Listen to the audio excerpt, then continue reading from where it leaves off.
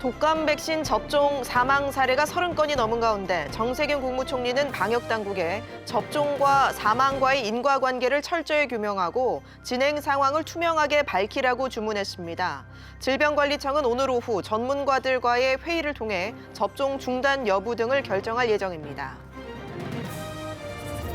이런 가운데 요양시설 등에서 코로나19 집단 감염이 계속되면서 하루 신규 확진이 155명까지 늘었습니다. 코로나19와 독감이 동시에 유행하는 트윈데믹 우려가 나오고 있습니다. 홍남기 경제부총리는 전월세 대책과 관련해 표준 임대료 도입과 신규 계약에도 전월세 상한제를 적용하는 방안은 검토하지 않았다고 밝혔습니다. 또 계약갱신 청구권 도입으로 대부분의 전세 세입자들이 혜택을 보고 있다고 평가했습니다.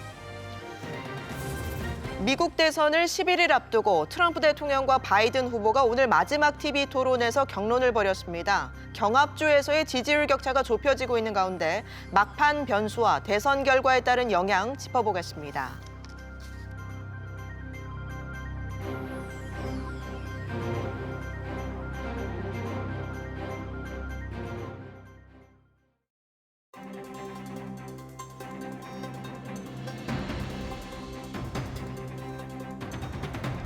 시청자 여러분 안녕하십니까? 10월 23일 경제현장 오늘 시작합니다.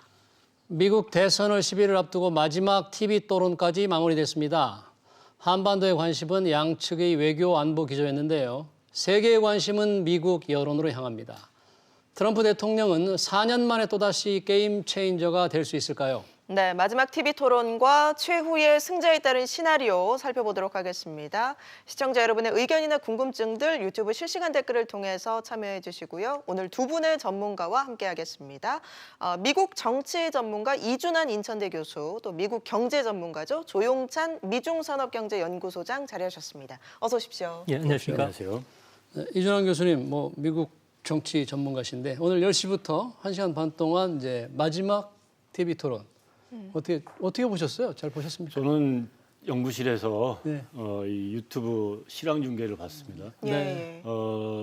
지난 1차 토론회가 9월 29일 날 있었는데 그때는 수업 시간하고 안 겹쳐서 네. 학생들하고 같이 볼 계획이 있었지만 못 봤어요. 네. 근데 끝나고 나서 좀 안도했었는데 네. 왜냐하면 그 TV 토론회가 대통령답지 않고 좀 학생들한테 비교육적이다라고 느낄 정도의 그 싸움이 벌어져서 끼어들기, 막말이 그렇지. 난무했었죠. 네, 그래서 그때는 1차 토론회 보고 아이고 큰일 났다라고 했는데 오늘은 TV 토론회, 대통령 토론회 답구나 네. 뭐 그런 걸 좀 느꼈고요. 예. 여러 가지로 조금 새로운 모습도 보이고 흥미롭게 이렇게 지켜봤습니다. 네. 예. 트럼프 오늘- 대통령이 상당히 그 자제하는 모습을 보인 게 1차 때와 좀 달라진 건데 누가 잘했던 것 같아요? 저는 그 코로나19에 감염된 사람은 지금 트럼프 현 대통령인데 그런데도 불구하고 원기가 있더라고요. 그리고 굉장히 공격적이었고 그리고 어떤 단상에 서서 노트를 보거나 이렇게 하는 것이 없이 아주 시종일관 공세를 취했다면 바이든 부통령 같은 경우에는 좀 늙었구나라는 느낌 그리고 좀 방어적이지 않냐 그리고 이제 자기가 발언할 기회가 아닐 때는 노트를 본다든지 메모를 한다든지 그런 것들을 좀 봤을 때 좀 차이가 있구나. 그래서 저는 트럼프 대통령이 좀 역동적이었다라고 봤습니다. 트럼프 대통령이 이전과 다르게 좀 메모하는 모습이 좀 주목받는 것 같은데 어떻게 보셨습니까? 맞습니다. 1차 토론회 때는 이 바닥을 보지도 않고 계속 개입하고 자기 얘기하고 앵커가 그 사회를 보는데도 불구하고 앵커하고 다투고 그랬는데 오늘은 조금 시간적인 여유가 있어서 그런지 좀 적는 것 같은 모습이 좀 연출되기도 했습니다. 이준환 교수님은 오늘 토론 이제 대통령 토론에 다웠다라고 평가를 해주셨는데 소장님은 어떻게 보셨어요? 네, 미국 대선 TV 토론회 같은 경우는 권투 경기하고 비교가 되는데요. 6개 주제를 심판이 하나씩 꺼내 들면은 서로가 잽을 날리다가 한 2분 정도씩 날리다가 나중에 카운터 펀치를 날리는 게 정상입니다. 하지만 트럼프가 1차 TV 토론회 보면은 바보, 닥쳐 같은 이야기들을 많이 썼거든요. 아무래도 거친 장외 경기 레슬링을 보여줌으로 인해서 팬들로 하여금 즐거움을 선사하겠다는 거죠. 근데 이런 방법이 상당히 좀 진부하게 느껴졌을 겁니다. 이 때문에 현재 그 정책 토론 쪽으로 이제 진행이 됐는데요. 하지만 정책 토론이 좀 깊게 들어가려고 그러면 다시 또 인신공격이 나왔고요. 구체적인 증거 없이 뭐 세금 탈루라든지 범죄자라든지 외국 기업으로부터 불법 자금 수수의 의혹과 같이 좀 다른 길로 빠져나갔다는 겁니다. 또 TV 토론회장 바깥에서는 뭐 여전히 그 비난 프레임이 지금 난무한 상황이고요. 바이든 아들 헌터에 대해서는 그 인간 청소기, 그러니까 진공 청소기처럼 돈을 빨아들인다고 하면서 이런 비난전이 상당히 강했는데요. 다행스러운 것은 아무래도 이번 정책 토론은 진행됐다. 그리고 트럼프 같은 경우는 저는 좀 박한 평을 주는데 막판에 코너에 몰린 트럼프가 숨겨진 트럼프 표심을 끌어내는 데는 좀 부족하지 않았나. 특히 집 떠난 토끼죠. 여성 유권자들을 끌어들인 데는 이번에는 실패했기 때문에 아무래도 폭스뉴스 여론조사에 따르면 트럼프가 60% 승리했다고 하지만 실질적으로 얻은 것은 없는 승리가 될 가능성이 있지 않나 이렇게 보여집니다. 폭스 TV에서는 트럼프 대통령이 60% 정도 잘했다. 뭐 폭스의 성향이 조금 이제 공화당 친공화당 쪽이니까 성향이죠. 아무래도 그렇게 나올 것 같은데 사실은 오늘 TV 토론에서 트럼프 대통령이 판세를 확실히 바꾸지 않으면 지금까지 여론조사 결과 조금 불리하게 나갈 것이다 이랬는데 결국 판세를 바꾸는 데는 뭐 실패했습니까? 판세는 어느 정도 자기 그 지지자층을 끌어들이기 위해서 상당히 노력했고 안정적인 대통령이라는 이미지는 상당히 각인시킨 것으로 보여지는데요. 이제 민주주의라는 시스템을 지탱하기 위해서는 규칙이죠. 헌법이 있어야 되겠고요. 또 심판인 그 법원이 있어야 됩니다. 하지만 이제 규칙이 항상 규범이 따라와야 되는데 이 규범과 관련해서는 현재 미국이 제도적인 결함을 갖고 있지 않나 이렇게 보여집니다. 결함이 무너진 것은 양당 정치뿐만 아니라 정치나 사회 경제 구조에서도 이런 현상이 일어나고 있는데요.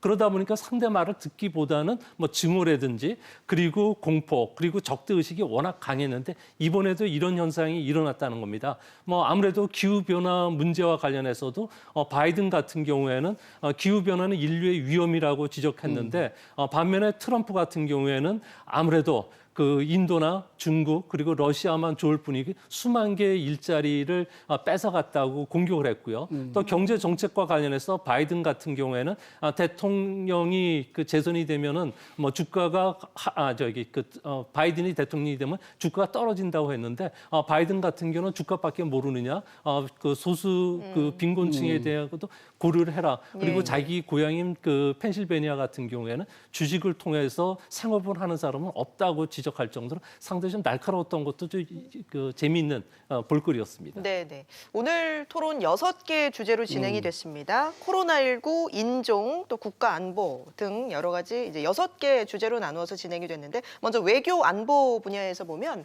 북한과 관련된 언급들도 나왔어요. 네. 그 질문을 아주 그 앵커가 날카롭게 하더라고요. 트럼프 대통령한테 먼저 질문했는데 굉장히 난처한 상황에 몰고 갔었어요. 지금 친구라고도 하고 편지도 주고받고 했는데 이 10월 10일 날 ICBM 공개하지 않았느냐라고 했더니 이제 트럼프 대통령 같은 경우에는 이게 오바마 대통령이 했었던 시절에 핵 실험 미사일 실험을 너무 많이 했었고 내가 한다면은 그런 게 없어졌다. 그리고 이 뒤치다거리 한이라고 세월 다 갔다. 그런 얘기를 했죠. 그리고 그리고 여전히 계속적으로 반복해서 트럼프 대통령이 해왔었단 말인데 나는 김정은 위원장하고 참 좋은 관계를 형성하고 있다 이런 것들을 과시했고요. 이에 비해서 바이든 부통령 같은 경우에는 굉장히 강경한 입장을 내보인 걸로 저는 받아들이고 있습니다. 그 기사 지금 나온 거에서는 그런 그 해석이 안 나와 있는데 저는 이제 들었을 때 어떤 조건에서 정상회담을 할 수 있느냐, 김정은 위원장을 만날 수 있느냐라고 앵커가 바이든 부통령한테 질문했더니 핵 리스트를 공개를 하고 비핵화를 하면은 만나겠다라고 하는 조건을 저는 언급한 걸로 들었어요. 그런데 굉장히 이거는 그 북한으로서는 수용하기가 어려운 조건일 뿐만 아니라 예. 바이든 부통령 입에서 그런 얘기가 나왔다라고 하는 것은 네. 굉장히 민주당으로서도 강한 입장을 내비친 예. 것이다라고 해석을 할 수 또 있겠습니다. 김정은 국무위원장을 일컬어 뭐 깡패라는 표현도 등장한 것 같아요. 네, 그런 언사들을 이제 TV 토론에서 했는데 그것이 바이든 부통령이 이제 당선이 돼서 실제로 이제 핵 협상을 하던가 비핵화 협상을 하던가 관계를 개선해 나가는 과정에 네. 그것이 좋은 영향을 줄지는 좀 의문부호로 남습니다. 어. 지금 교수님이 그 핵 리스트를 공개하고 비핵화를 할 때 김정은 위원장을 바이든이 만날 수 있다. 이제 이렇게 들으셨다고 그랬는데 지금 보도로만 본다면 핵 능력을 축소하고 한반도에 뭐 비핵화를 한다는 전제, 요 정도 선에서 김정은을 만날 수 있다. 이렇게만 보도가 됐거든요. 맞습니다. 지금 보도가 그렇게 돼 있는데 핵 능력의 축소 이렇게도 해석할 수 있지만 아무튼 네. 한반도에서 네. 핵이 없는 상황이 된다라면 만나겠다 이렇게 네. 영어로 표현했어요. 네. 그랬을 때 이렇게 된다면 바이든 후보 같은 경우에 대통령이 되면 자기가 정상끼리 만나가지고 비핵화 문제를 직접 해결하겠다라고 한 게 아니라 트럼프 대통령과 달리 밑에서부터 실무자들이 협상을 해가지고 비핵화 과정을 다 밟은 다음에 그것을 최종적으로 정상에 만나서 결정을 짓는 예. 그런 접근법을 취하겠다라고 하는 의미가 여기서도 또 나타났다고 해석할 수 있겠습니다. 네. 바이든 민주당 후보가 대통령이 된다면 북한에 대해서 지속적으로 어떤 압박을 더 강화할 것이라는 걸 예상케 하네요. 만약에. 압박이라고 할 수도 있고요. 트럼프 대통령은 어쨌든 김정은 위원장하고 좋은 관계를 가지고 있고 서신 왕래가 가고 있고 원더풀 레더들이 왔다 갔다 한다고 네. 했고 전화 통화도 하고 있다고 네. 했으니 이 조금 우호적인데 네. 그렇지 않은 접근법을 취할 가능성이 있는 거죠. 그리고 실제로는 트럼프 대통령하고 다른 그 대북 정책을 접근법을 네. 이미 공공연하게 밝힌 바가 있어요. 그렇기 때문에 앞으로 만약에 바이든 후보가 대통령을 당선된다면 지난 4년과는 다른 것은 분명할 것 같습니다. 네. 지금 외교 측면에서 본다면 또 중국과의 관계도 주목인데 또 트럼프 대통령과 바이든 후보가 미중 관계에 대해서도 좀 얘기가 있었죠. 어떤 뭐 주목될 만한 발언이 있었습니까? 지금 트럼프 대통령하고 뭐 중국 관계는 굉장히 극단적인 대결 관계인데 예, 예. 바이든 후보 같은 경우에는 트럼프 대통령과 달리 굉장히 외교위원회 위원장도 한 정도로 상원에서 외교에 좀 정통하고 친중파라고 하기도 어렵겠지만 지중파 중국을 굉장히 잘하는. 시진핑 주석하고도 관계가 좀 깊고요, 오래됐고요. 그래서 통상적으로는 이제 이 관계도 트럼프 대통령이 떨어지고 바이든 후보가 당선이 된다면 트럼프 대통령과 다른 관계가 중국과 형성될 것이 아니겠느냐라고 예측하는 사람도 없지는 않습니다만 네. 지금 미국 국민 내부에서는 지금 트럼프 대통령이 방향을 틀어놨고 중국과 이렇게 우호적인 국민의 정서가 형성이 돼 있지 않기 때문에 예. 아무리 대통령이고 자기가 중국하고 좀 친한 관계가 있고 그런 경험이 있다 하더라도 이 국민들의 정서를 배반하고 중국의 정책을 완전히 바꾸기는 어려울 것으로 예측할 수 있겠습니다. 저도 오늘도 그렇게 토론에서 보는데요. 그런 얘기들이 네. 있죠. 예, 예. 미국 같은 경우에는 전미 노동자 협회 같은 경우에는 그 바이든을 지지를 하고 있습니다. 그렇기 때문에 미국 제품 구입이라든지 미국인 고용과 관련된 트럼프의 정책이 바뀌기는 상당히 좀 어려운 상황으로 보여지고요. 또 바이든 같은 경우에는 공약집을 보더라도 대중국과 관련된 정책을 상당히 엄격하게 하겠다는 거죠. 불공정 무역뿐만 아니라 지적 재산권 문제와 관련해서 또 책임을 지우겠다. 이뿐만 아니라 위구르 인권 문제 그리고 또 기후변화, 핵 확산과 관련해서는 동맹국과 함께 중국을 추궁하겠다는 이야기를 했는데요. 앞으로 중국과 관련해서는 환율 조작국 문제, 또 중국 기업과 관련해서는 덤핑 문제가 이전보다는 더 강하게 작용되지 않을까 보여지는데요. 뭐 이렇게 된다면은 아무래도 트럼프 같은 경우는 미국 제일주의를 외쳤지만 중국과 거래에서 아무래도 미국의 노동자의 그 일자리를 창출해 준다든지 농산물을 수입하면은 딜이 됐는데 예. 원칙적인 그 자세를 고수하는 바이든 같은 경우에는 오히려 4년 동안은 더 어려워질 가능성이 있지 않나 이렇게 보입니다. 그러면 지금 트럼프가 중국을 계속 압박을 하고 있는데 오늘 토론 내용만 본다면 결코 트럼프 지금 시대보다 만약에 바이든이 되더라도 훨씬 더 상황이 안 좋아질 가능성이 있다. 이렇게 예상할 수 있습니까? 네, 미국 전반적인 흐름은 뭐 중국과의 그 패권 전쟁에서 백인도 아니고 그리고 이데올로기도 다른 나라한테 패권을 넘길 수 없다는 거고요. 또 이런 측면에서 보면은 앞으로 중국과 관련해서도 동맹국과 함께 봉쇄 전략을 쓰게 되고요. 그래도 중국이 그 항복하고 백기를 들지 않는다면은 진짜 체제 붕괴까지 갈 가능성이 높지 않나 이렇게 보여집니다. 네. 오늘 토론 중에서 사실 처음 시작한 이 코로나19 대응이 가장 핫하게, 가장 첨예하게 붙었잖아요. 트럼프 대통령과 바이든 후보의 이 코로나19 대응에서 가장 큰 차이점은 뭐였습니까? 오늘 토론. 이 트럼프 대통령의 실정이 바로 코로나19다.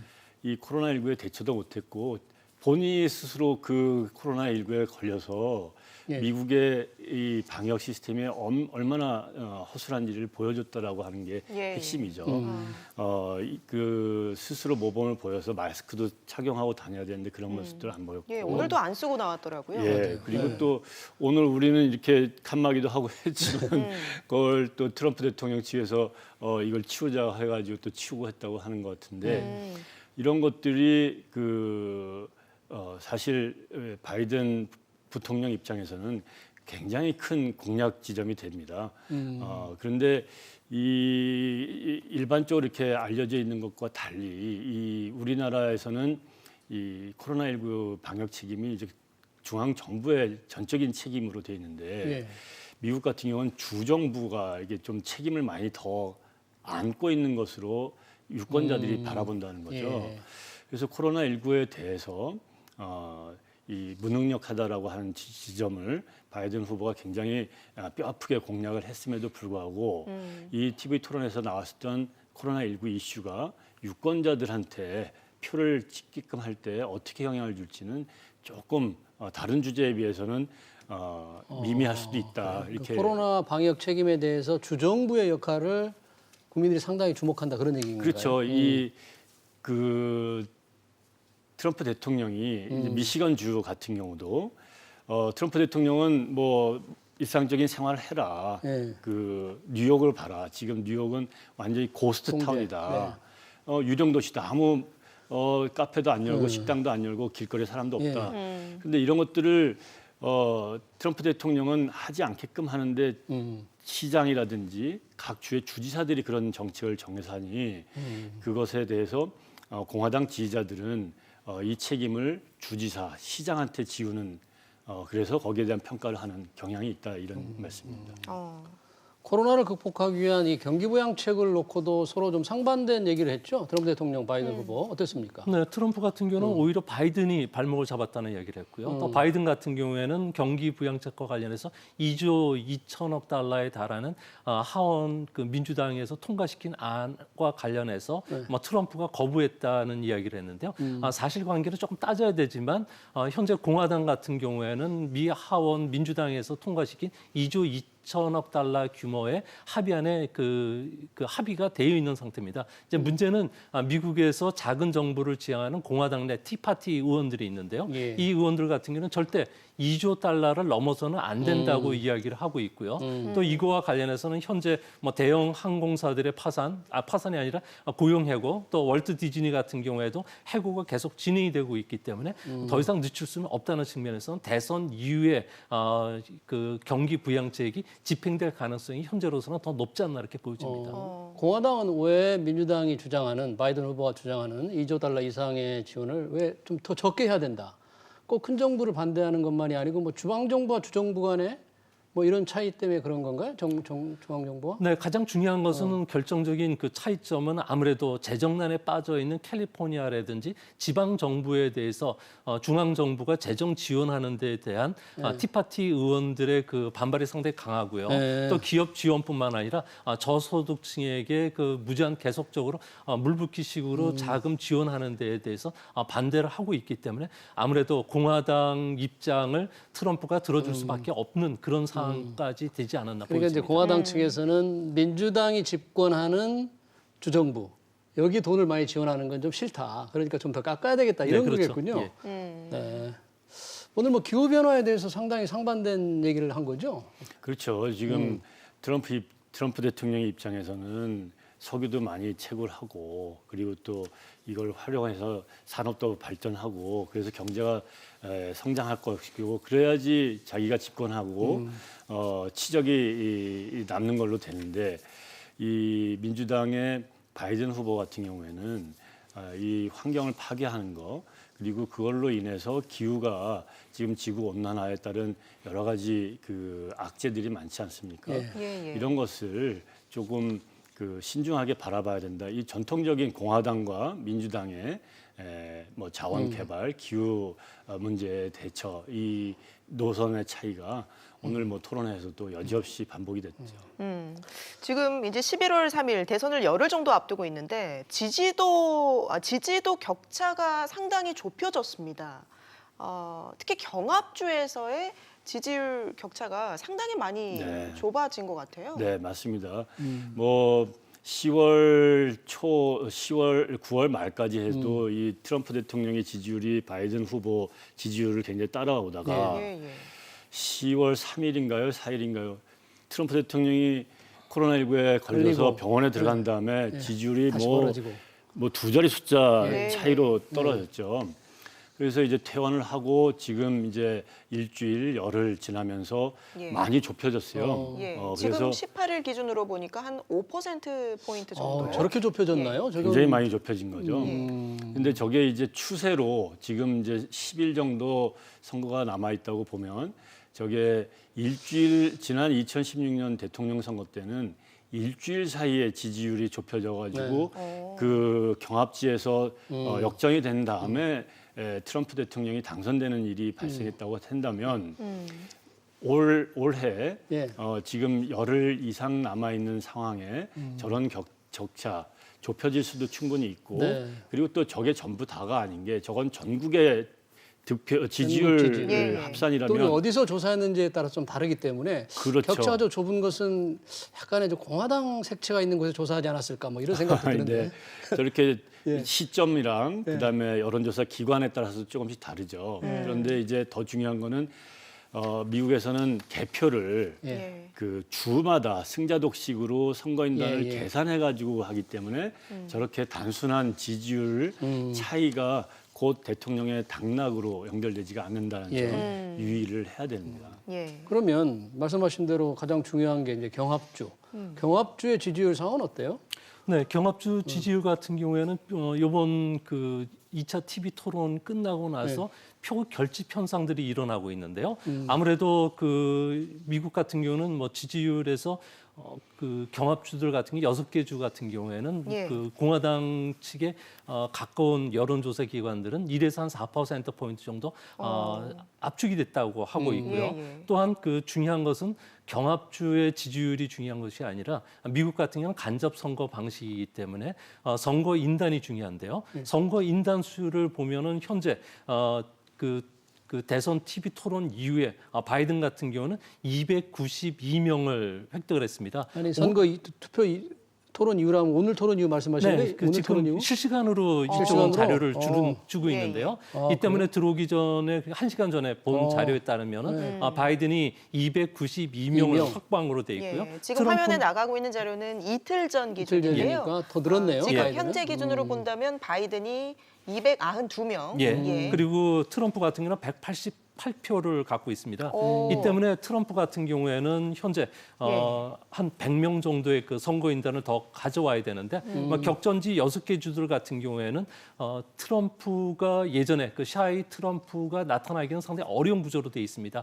아무래도 4년 전과 지금 사이에는 인구 구조가 다르다는 거죠. 네. 백인 그 고졸 이하의 인구 비율이 4년 전에는 45%였지만 현재는 41%로 4%포인트 정도 감소했다는 겁니다.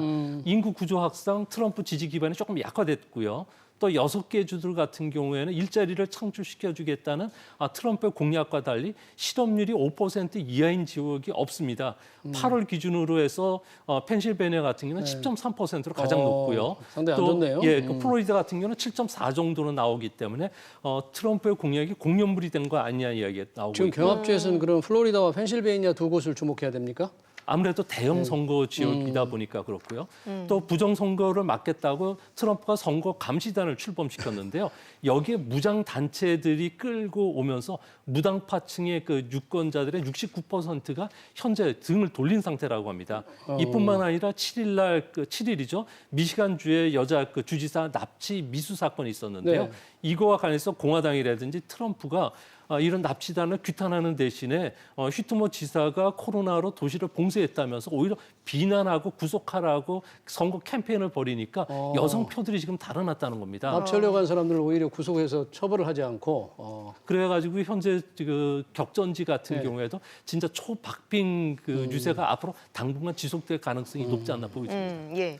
미 대선 결과에 따른 시나리오 크게 세 가지로 지금 분류가 되고 있는 것 같습니다. 바이든의 승 또는 트럼프의 승 아니면 트럼프가 불복할 경우 지금 세 가지로 볼 수 있겠죠.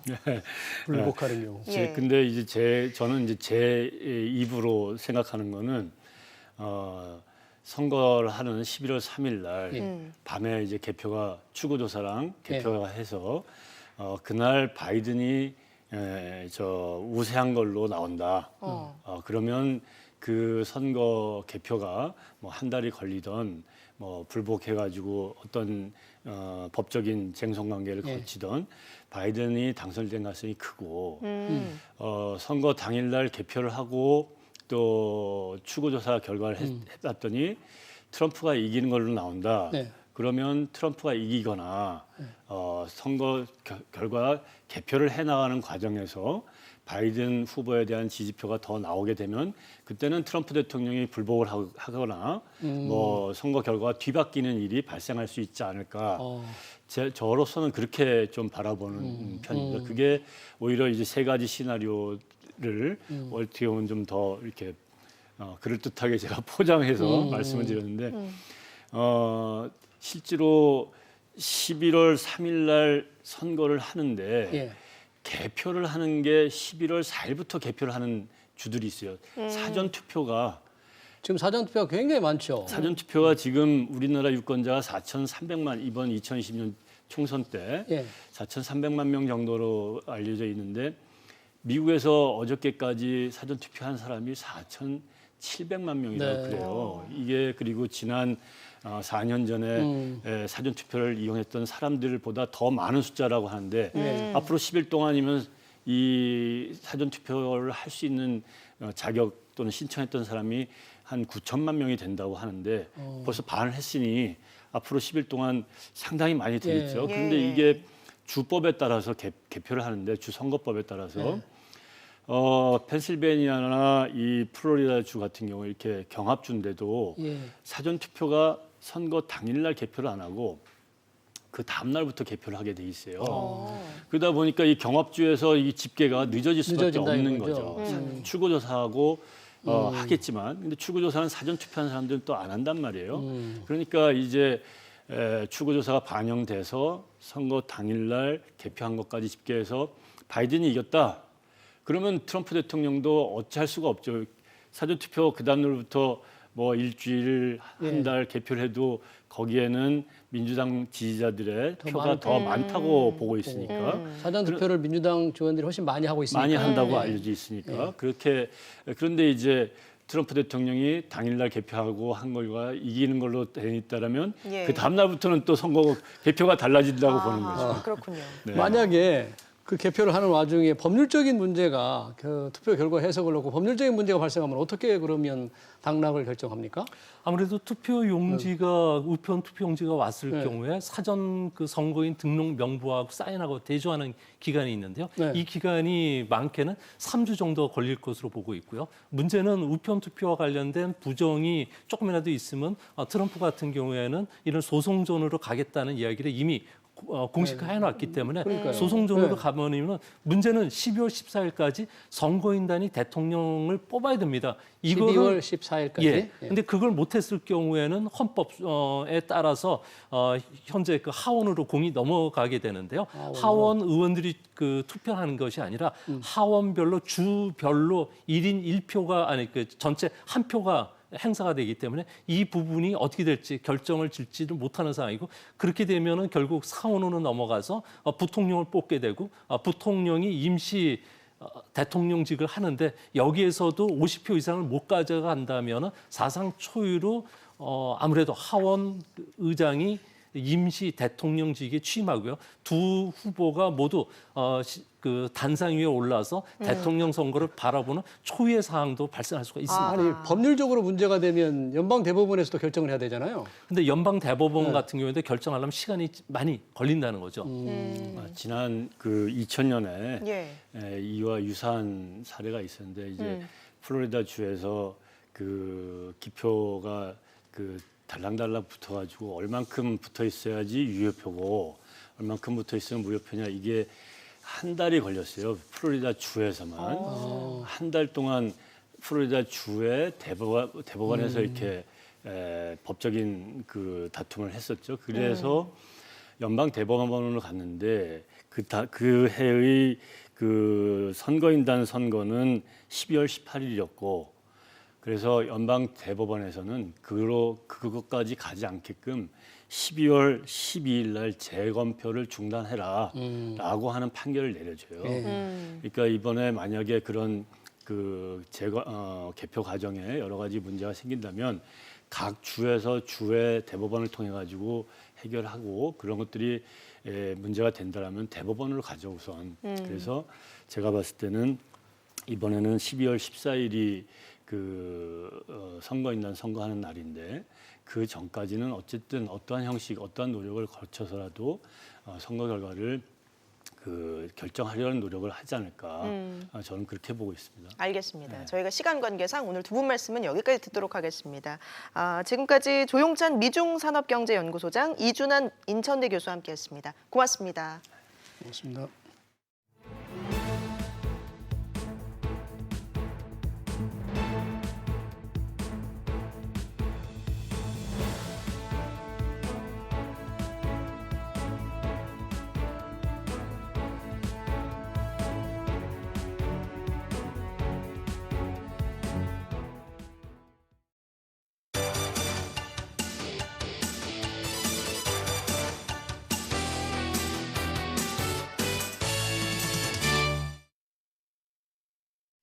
네, 교보증권의 오기철 차장 전화로 연결하겠습니다. 안녕하십니까? 네, 안녕하십니까. 네, 먼저 마감 상황 전해주시죠. 예, 오늘 코스닥, 코스피 일단은 뭐 등락을 거듭을 하면서 코스피 지수는 2,360, 전일 대비 5.76포인트, 0.24% 상승한 채 마감이 되었고요. 코스닥 지수는 4.72포인트 하락한 807포인트, 0.58% 하락 마감을 하였습니다. 일단 원달러 환율 같은 경우는 1132.9원으로 1원 상승해서 마감이 되었고요. 일단은 거래소와 코스피, 코스닥과 외국인들이 약 378억 거래소 코스피 매수, 코스닥은 약 590억 정도로 매수를 하면서 외국인들이 코스피와 코스닥 양시장 모두 매수하는 그런 흐름을 좀 보였던 하루였습니다. 일단 시장 예. 전체적으로는 박스권에서 갇혀있는 그런 모습으로 지지부진하게 흐름이 마감이 된 모습입니다. 네, 저희가 앞서 토론도 했지만 오늘 미국 대선 토론도 있었고 간밤에 이제 미국 증시 상황은 어땠는지 궁금하네요. 일단 미 증시도 역시 이제 미 대선과 미 경기 부양책을 앞에 두고 일단은 시장의 흐름을 좀 명확하게 보여주질 못한 그런 하루였습니다. 물론 경기 부양책에 대해서 어느 일정 부분 타결이 예상이 되면서 반등이 나오긴 했지만 대선을 앞두고 여러 변수가 노출이 되어 있기 때문에 그다지 강하지 못하게 일정 부분 반등하는 수준에서 마무리가 됐고요. 일단은 렘데시비르가 일단은 치료제로서 FDA에서 공식 승인을 받으면서 그 점은 일단은 긍정적인 요인이었지만 인텔이 데이터 센터에 대한 부진으로 시간으로 10% 하락하는 점은 국내 증시에 일단 일정 부분 부담 요인으로 작용했던 것으로 보여집니다. 그럼 오늘 우리 증시에서 눈에 띄는 업종이나 종목은 어떤 게 있었습니까? 예, 오늘 포스코가 실적 전망치보다 약 40% 정도 실적 긍정적으로 발표하면서 일단은 오늘 5% 가까이 상승 마감을 하였는데요. 이에 따라서 일단은 철강 업종에 대한 그런 반등이 계속해서 이어질 것으로 보여집니다. 녹십자가 코로나 백신 관련된 위탁 생산 소식으로 어제에 이어서 오늘도 급등하는 흐름을 보여줬고요. 휠라홀딩스 같은 경우는 미국 사업의 빠른 회복세에 힘입어서 오늘 일단은 4.6% 정도 상승하는 그런 종목별 흐름을 보여줬습니다. 네. 다음 주에는 어떤 이슈에 주목을 해봐야 될지 또 어떤 전략이 필요할까요? 일단은 미 대선이 이제 11월 3일로 앞에 이제 다가오면서 여러 가지 변수에 대한 변동성이 좀 심해지는 그런 한 주가 되지 않을까 싶습니다. 일단 주도주도 일단은 별로 없는 상황이고 개별 종목에 대한 흐름으로 이어지는 모습이 나타나고 있기 때문에 지수는 박스권에 갇힌 채로 장중의 변동성 흐름으로 나타날 것으로 보여지고 있고요. 미 대선이 끝나기 전까지는 일단은 관망하는 전략으로 시장을 대응하시는 것이 좋지 않을까 하는 생각입니다. 네, 말씀 고맙습니다. 교보증권 오기철 차장 연결해서 마감 시황 살펴봤습니다.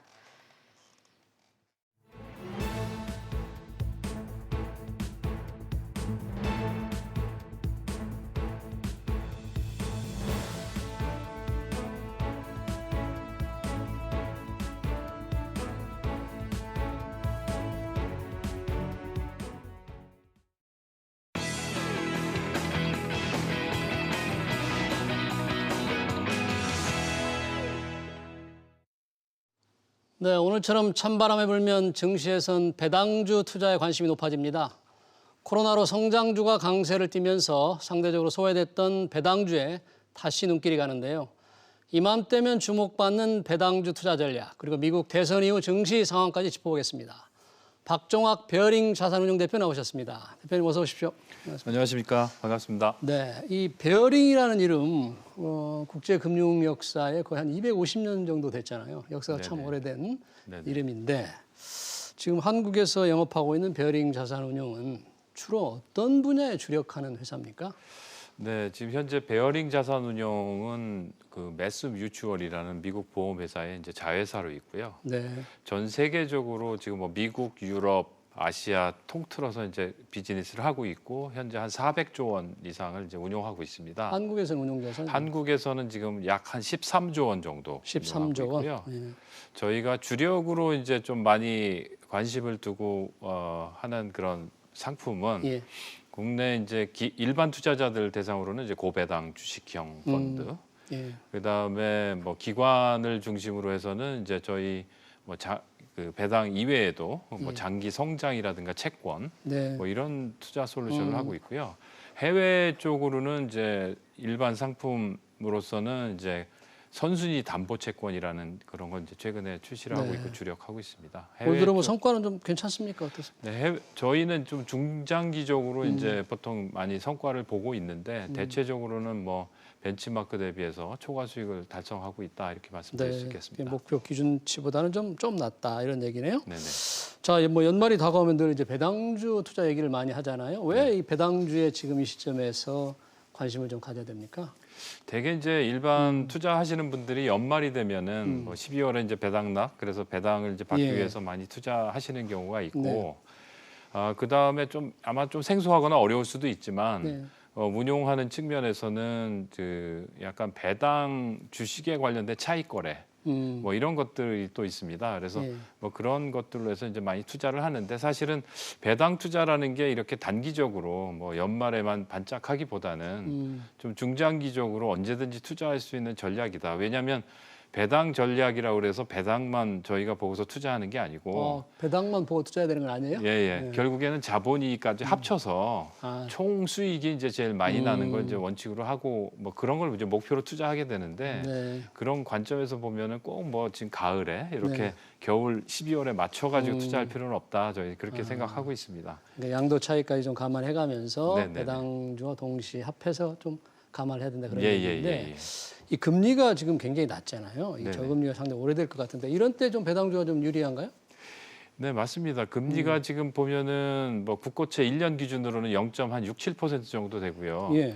은행에 뭐 또 이렇게 뭐 저축을 해도 1년에 한 뭐 1%가 안 되고요. 그렇죠. 뭐 그런 상황인데 사실 저희 이제 뭐 포트폴리오 기준으로는 지금도 뭐 코로나19 이후에도 이제 좀 여러 가지 좀 약간 신뢰도 문제도 있지만 배당 지급에 대해서 여전히 그래도 3%대 정도를 이제 배당 수익률을 추구하고 있거든요. 저희가 포트폴리오에서 구성하고 배당 수익률 있는 3%라 그러면 네. 투자 금액 대비 배당으로 얻는 수익이 한 3% 정도 게. 된다. 네네네. 네. 그렇게 보면은 뭐 금리 일반 금리에 훨씬 비해서는 높네요. 여전히 높은 예. 거기 때문에 상당히 좀 매력이 있다 이렇게 생각을 하고 있습니다. 그래서 네. 최근에 아마 이제 연말에 그런 것도 있고 금리 수준도 그렇고 그래서 배당이 또 좀 관심이 있게 되는데 특히 또 최근에 경기가 조금씩 좀 회복되는 좀 네. 더디긴 하지만 예. 뭐 그동안 성장주에서 좀 약간 이제 배당에 대한 관심도 좀 높아지는 거 아닌가 이렇게 보고 있습니다.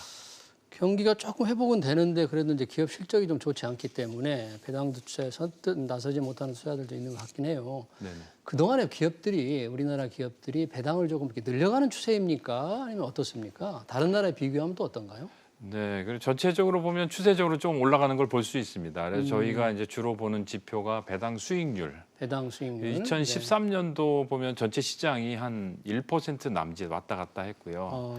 근데 작년 기준으로는 그게 이제 코스피 기준입니다만 네. 한 2.2%까지 이제 올라가게 됩니다. 아, 그래요? 그다음에 또 중요한 지표가 뭐냐면 배당 성향입니다. 이익에서 얼마만큼 배당을 지급하느냐. 당기순이익에서 고객들에게 네네. 이익을 얼마를 주느냐. 네. 똑같이 뭐 한 2013년도로 돌아가 보면 한 20에서 25% 정도 수준 정도가 됐었는데 예. 작년 기준으로는 한 40% 후반대까지 올라갑니다. 배당 그거는 이제 성향이? 네네, 배당 성향이요. 예, 예. 이제 그거는 좀 약간 물론 이제 우리나라 삼성전자가 차지하는 비중이 꽤 큰데 네. 그 기존의 이제 배당 정책이나 이렇게 이야기했던 부분을 그대로 실행을 하면서 순이익은 좀 줄었지만 배당은 더 지급을 해서 배당 성향이 작년 같은 경우 꽤 높은 상황입니다. 그래서 올해도 지금 보면은 기업 실적이 네. 작년 대비해서 좀 더 올라갈 걸로 이렇게 이제 컨센서스가 보이고 있고. 작년보다 실적이 좋아져요? 네네네. 그 다음에 이제 배당도 뭐 물론 이제 일부 기관이나 뭐 일부 기업 같은 경우에는 배당을 이제 지급하는 게 좀 어려워지긴 했습니다만 예. 그래도 여전히 배당 성향 자체는 전체적으로 봤을 때 뭐 작년만큼은 좀 어려울 수 있습니다만은 조금 한 40%대 정도가 되지 않을까 네. 이렇게 보고 있습니다. 평균적으로 40%인 것 같은데 특별히 배당 성향이 조금 높은 업종이랄까 전통적으로 상당히 단기 순이익 중에서 고객에게 현금으로 이제 배당금을 주잖아요. 좀 많이 주는 업종 같은 건 어떤 게? 네, 저희 포트폴리오 기준으로 보게 되면 이제 그런 데가 주로 나오는 게 이제 화학, 그다음에 금융업, 금융. 예, 그다음에 전기전자가 들어가는데 금융은 이제 뭐 여러 가지인데 은행도 있고 보험도 있고 그런데 예, 혹시 그 골고루 다 좀 아. 많이 주는 종목들은 예. 이제 그런 데서 찾아볼 수 있고요. 예. 그다음에 뭐 전기전자도 이제 물론 삼성전자가 이제 네. 거의 큰 비중을 차지하고 있기 때문에 그쪽에서도 좀 배당이 나올 수 있다 이렇게 보고 있습니다. 네, 화학, 금융, 네. 전기전자 중에서 네네네. 상대적으로 배당 성향이 좀 높다. 예, 예, 이런 데 예. 좀 관심을 가져야 예, 되겠네요. 예, 예. 자, 뭐 뭐니 뭐니 해도 코로나가 지금 글로벌 경제와 증시에 엄청난 변화를 주는데 이런 때 네네. 이 많은 산업의 변화 또는 이 글로벌 지도가 많이 바뀌잖아요. 네네. 우리가 좀 주목해야 될 어떤 트렌드랄까 이걸 좀 정리한다면 어떤 게 주목할까요? 예, 예. 뭐 이전부터 그 기술의 혁신이나 이거는 계속 되어 왔기 때문에 뭐 그런 추세는 조금 계속 유지됐었는데 예. 특히 지난 3월 이후 코로나 그 팬데믹 이후에는 이게 좀 촉진이 된 게 이제 나타나는데요. 그게 통계적으로 보게 되면은 온라인상의 어떤 상거래, 예. 리테일 세일즈에서 온라인이 차지하는 비중, 온라인 거래가 이것들이 뭐 미국이나 이런 데 보게 되면 굉장히 많이 늘어난 걸로 실제 네. 나타나고 있고 그 속도가 굉장히 빨라지고 있고. 코로나가 만약에 잡혀도 네네. 계속 늘어날까요? 계속 늘어날지는 그거는 이제 일시적이긴 해도 그 지난 한 10여 년 동안 늘어난 분량을 최근 몇 개월 동안에 늘어났었거든요. 예. 근데 거기서 조금 줄어들 수는 있지만 이전에 비교해서는 꽤 많이 이제 늘어나는 게 유지될 수 있다 이렇게 보고 예, 있고요. 예.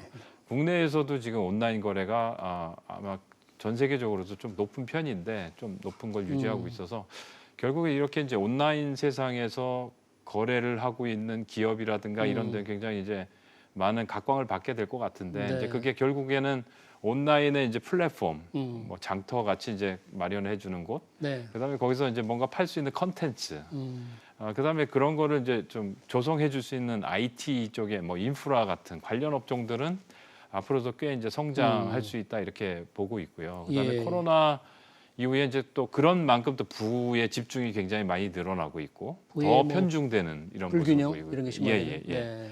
일부 기업 또는 일부 개인 또는 일부 국가 이런 쪽으로 굉장히 좀 많이 편중되는 현상이 더 나타나고 있고요. 네. 그런 만큼 약간 규제가 정부에서는 보면은 이제 또 하게 되는데 반독점이라든가 뭐 이런 것들. 이번에 미국 법무부가 구글을 규제하는 거 그런 예, 거예요? 예, 그런 것처럼. 그래서 그렇게 함으로 해서 좀 부의 어떤 불균형을 조금이라도 좀 시정을 할 수 있는 그런 노력들을 할 것 같고, 그다음에 정부에서 좀 뭔가 저성장, 저금리 뭐 이런 국면에서 좀 역할을 하기 위해서 네. 뭐 정부의 역할 같은 것들이 많이 나타나는 것 같습니다. 그래서 뭐 뉴딜이 뭐 우리나라뿐만 아니라 유럽도 그렇고 지금 뭐 미국도 지금 대선 국면에서 우리도 많이 지금 나오고 그린 있습니다. 뉴딜에 대해서 굉장히 투자를 좀 늘릴 예, 것 같잖아요. 네, 그렇습니다. 그래서 그런 것들이 좀 약간 코로나 이후에 좀 더 이제 뚜렷하게 드러날 것 같고, 그다음에 저성장, 저금리 그런 측면에서 볼 때는 예. 그다음에 고령화 사회 뭐 이런 거하고 이제 더 맞물려서 보게 되면 약간 인컴에 대한 그런 수요도 꽤 이제 더 많이 늘어날 것 같다 이렇게 보고 인컴에 있습니다. 대한 수요라 그러면 어떤 뜻인가요? 뭐 그동안 뭐 이자로 생활을 하셨던 분들이 지금은 금리가 굉장히 낮으니까 예. 이걸 어디선가 또 그런 비슷한 이자 뭐 이제 영어로는 뭐 일드 뭐 또는 캐리 뭐 이런 수요 이야기를 많이 하는데 뭐 쿠폰 이자라든가 뭐 채권으로 말하면 뭐 저희 배당 같으면 이제 배당을 좀 많이 받는다든가 이런 인컴에 대한 니즈가 좀 꽤 늘어날 지속적인 것 같습니다. 수입을 낼 수 있는 분야에 대한 관심 네, 네, 뭐 네, 그런 네. 거겠군요. 예, 예. 뭐 그런 변화가 한국에서도 지금 똑같이 일어날 텐데 특별히 한국에서 지금 주목받는 이슈, 주목받는 트렌드는 든다면 어떤 게 마찬가지인가요? 한국에서도 뭐 거의 비슷할 텐데 지금 뭐 코로나 19 예. 이제 팬데믹 이후에 보면 우리나라도 글로벌하고 굉장히 좀 밀접하게 움직이기 때문에 저성장 저금리라든가 아까 앞에서 말씀드렸던 테크 기업들의 뭐 예. 인프라 관련 뭐 우리가 나라 같으면 이제 IT 하드웨어나 뭐 이런 쪽에서 계속 이제 발전을 하고 있고 그것들이 네. 요즘에 좀 실질적으로 드러나고 있고요. 수출이나 뭐 이런 자료를 보더라도 그다음에 예. 바이오테크의 무슨 일부 이제 좀 뭐 방역에 관련된 거라든가 뭐 이런 데는 굉장히 좀 많이 성장을 하고 있고 앞으로도 그런 측면에서는 좀 성장할 수 있는 기회가 계속 남아 있다라고 이제 보고 있습니다. 사실 코로나 맞으면서 지금 우리 동학개미들의 왕성한 투자 활동이 굉장히 주목을 끌었잖아요. 많은 사람들이 수익을 냈을 것도 같지만 주식 투자라는 게 굉장히 어렵거든요. 아마도 많이 손해를 본 분도 굉장히 많을 것 같아요. 네네. 그런 개인 투자자들에게 좀 개인 투자자 지켜야 될 원칙이랄까, 네. 뭐 이런 투자의 기준이랄까 어떤 게 좀 있을까요? 네, 현재 지금 보니까는 그 고객 예탁금이 55조, 예, 그다음에 신용 잔고가 지금 한 신용 17조 원. 빌린 거. 네. 예, 빌린 게 그게 상당히 지금 아직도 대기 자금이 풍부한 개인 네. 자금들이 이렇게 있는 걸로 보여집니다. 지난 3월로 돌아가서 보면 우리나라 이제 코스피 기준 1,400 수준에서 지금까지 보면 한 70%, 60% 이상이 좀 올랐습니다. 60% 이상. 그래서 이제 개인 투자자 입장에서 이제 볼 때 내가 얼마나 성공적이었나를 이제 비교하기 위해서는 그거하고 좀 비교를 해봤으면 합니다. 그래서 최저점 대비 60% 이상 네네. 수익을 올려서 더 잘하는 사람은 성공적인 투자자다. 네네네네. 그런 사람들 많이 있을까요? 그래서 이제 보통 투자하는 게 굉장히 어렵고 초반에 들어오신 분들은 비교적 그래도 중간에 이제 또 팔고 나가신 분들도 있습니다만 일부 이제 굉장히 많은 수익을 얻으신 분들도 있겠습니다만은 이제 그렇게 좀 비교를 해봐야 된다라고 생각을 합니다. 그래서 최근 그만큼 이제 시장에 대해서 고점과 저점을 네. 이렇게 예상을 해서 투자한다던가 이게 굉장히 좀 어렵다. 그래서 어려우면 어떻게? 그래서 결국에는 제가 볼 때는 어느 뭐 시장을 이번 한 번만 들어와서 나갈 게 아니라면 항상 평생 투자할 거라 그러면 어떤 원칙이 자기 나름대로 그게 있어야 뭐냐, 되고요. 이거죠. 여유 자금이 있을 때마다 적립하듯이 투자를 하고 적립하듯이. 그게 이제 뭐 주식이 많이 올랐으면 그걸 리밸런싱해서 다시 좀 조정을 하고 이런 식으로 해서 투자를 많이 오른 거 해주면 팔고 좀 덜 오른 거 사는 그런 게 리밸런스입니까? 네. 예. 그래서 이제 그거를 계속 지켜나가면 중장기적으로 꽤 안정적인 수익을 낼 수 있다 이렇게 말씀드릴 수 있겠습니다. 지금 한국 투자자들이 굉장히 관심 많이 가진 게 저희 앞에 토론도 했는데 미국 대선 오늘 이제 마지막 TV 토론 끝났거든요. 네네. 뭐 둘이 열심히 이제 토론을 했는데 대선 결과에 따라서 증시 시장이 월스트리트의 월가 시장 움직임이 어떨 것인가, 우리 증시는 어떨 것인가, 어떤 변화가 올 것 같습니까? 네, 사실 뭐 처음에는 뭐 바이든이 대통령이 되면 미국에 이제 세금이 많이 올라갈 거다. 그래서 기업단에서는 좀 굉장히 세금 올린다고 공언을 법인세나- 했죠. 예. 네. 그것 때문에 굉장히 거기에 초점이 맞춰져서 좀 부정적이었습니다. 근데 음. 최근의 동향을 보게 되면 예. 증시에서도 바이든의 지지율이 올라가고 뭐 이래도 그거에 대해서 그렇게 부정적으로 이제 안 받아들이는데 왜냐하면 바이든이 당선이 되게 되면 뭐 환경이라든가 이런 걸 중심으로 해서 굉장히 인프라 투자를 굉장히 많이 할 거다 이렇게 보고 있고 환경 중심의 인프라 투자. 예. 오늘도 뭐 그 디베이트에서 이제 네. 보면은 그런 이야기를 했지만 그걸 통해서 이제 고용이나 이런 걸 이제 많이 창출을 하겠다 이런 부분이 있기 때문에 반드시 바이든이 된다고 그래가지고 이게 부정적인 것은 아닌 것으로 이렇게 나옵니다. 네. 특히 이 대선 결과에서 좀 중요하게 저희가 주목하고 있는 것은 향후에 미국과 중국이 어떤 관계 정립을 해나갈 그렇죠. 건가 이런 부분인데 누가 되든지 간에 미국과 중국의 관계는 좀 지금보다 이렇게 손쉽게 그 해결이 되지는 않을 거다. 갈등은 계속될 것 같다. 예. 그렇죠? 민주당도 그렇고 미국의 공화당도 이제 둘이 컨센서스는 중국에 대해서 좀 더 강경하게 해야 된다는 건 컨센서스가 이루어졌다고 합니다. 그래서 방법에 대해서는 이제 바이든이 될 경우에는 동맹국들과 같이 이제 대처를 하는 이런 거로 이제 좀 바뀔 수는 있습니다만은 예. 그 면에서는 이제 좀 다른 점이 있다고 합니다. 근데 전체적으로 저희 회사의 글로벌 전략을 수립하는 곳에서는 누가 되든 사실은 중장기적으로 보면은 큰 차이가 없을 것이다. 없을 다만 것이다. 단기적으로 바이든이 되고 그 차이가 크지 않았을 때 대선 불복에 따른 증시의 변동성은 단기적으로 생길 수도 있다. 요 정도로 단기적인 그런 말씀드릴 수 가능성은 있을 것 같아요. 있지만 큰 네네. 차이는 없을 것이다. 예, 네, 그렇습니다. 그렇게 정리하겠습니다. 네네. 네, 시간 관계상 여기까지 듣겠습니다. 지금까지 박종학 베어링 자산운용 대표였습니다. 고맙습니다. 네, 감사합니다.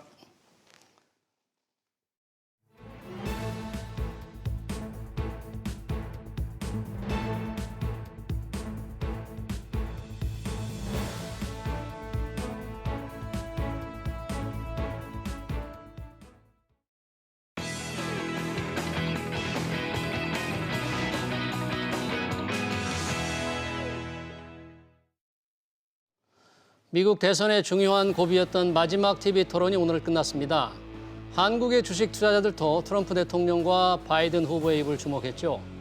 누가 승기를 잡느냐에 따라서 시장 움직임이 달라질 것이라는 예상 때문입니다. 하지만 전문가들은 권합니다. 승자를 예측한 투자 결정만큼 위험한 것은 없다는 거죠. 자신만의 원칙을 지키는 것이 더 중요하다고 합니다. 네, 경제한장 오늘 준비한 소식은 여기까지입니다. 저희는 다음 주 월요일 오후 3시에 다시 찾아오겠습니다. 고맙습니다.